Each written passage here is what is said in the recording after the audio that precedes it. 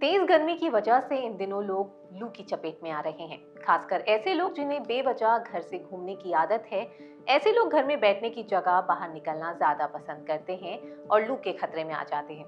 Health expert ने साफ साफ चेतावनी जारी की है कि दोपहर में गर्म हवाओं के बीच घर से बाहर ना निकलें, जिससे लू और हीट स्ट्रोक जैसी समस्याओं से बचा जा सके। लू लगने पर शरीर में काफी बदलाव देखे जाते हैं, जैसे बॉडी का तापमान बढ़ जाना। सर गंगाराम हॉस्पिटल की मेडिसिन डिपार्टमेंट की को चेयरमैन डॉक्टर पूजा खोसला से जानिए लू लगने के कारणों के बारे में। लू लगने का मेन कारण है कि हम डायरेक्ट सनलाइट में विदाउट पूरे प्रिकॉशंस लिए, विदाउट अपने आप को प्रॉपर कवर किए, हैट, कैप या कोई सन ग्लासेस या अपने को प्रॉपरली धूप से सुरक्षित किए बगैर निकल जाते हैं। पानी का जो डिहाइड्रेशन का मतलब है बॉडी से पसीने में काफी पानी निकल जाता है, बॉडी की डिफरेंट सरफेस से पानी निकलता है और जो शरीर का पानी कम हो जाता है। इसको अगर हम रिप्लेस नहीं करते ओरल फ्लूइड्स लेके और हम अपना काम अपने चीजों में व्यस्त रह के अपने काम में लगे रहते हैं, तो उससे काफी डिहाइड्रेशन होती है, जिससे डिफरेंट सिस्टम्स में इम्पैक्ट पड़ता है।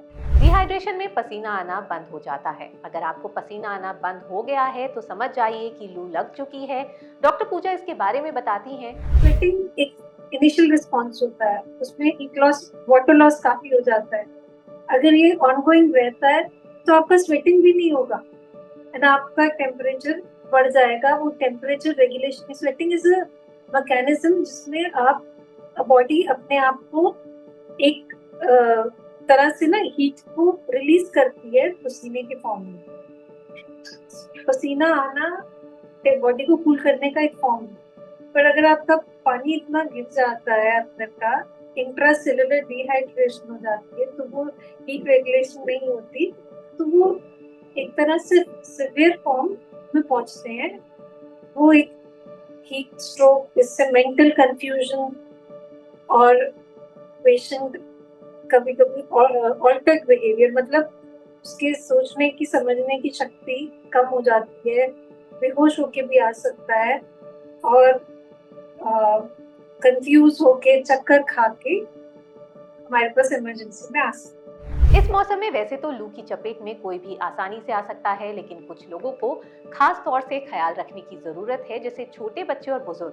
दोनों को लू का खतरा ज्यादा होता है, क्योंकि उनकी इम्यूनिटी कमजोर होने के साथ गर्मी को बर्दाश्त नहीं कर पाती, और ऐसा ही बुजुर्ग लोगों के साथ भी होता है। इसके अलावा किन लोगों को इस मौसम में सावधान रहने की जरूरत है, इसके बारे में डॉक्टर पूजा कहती हैं।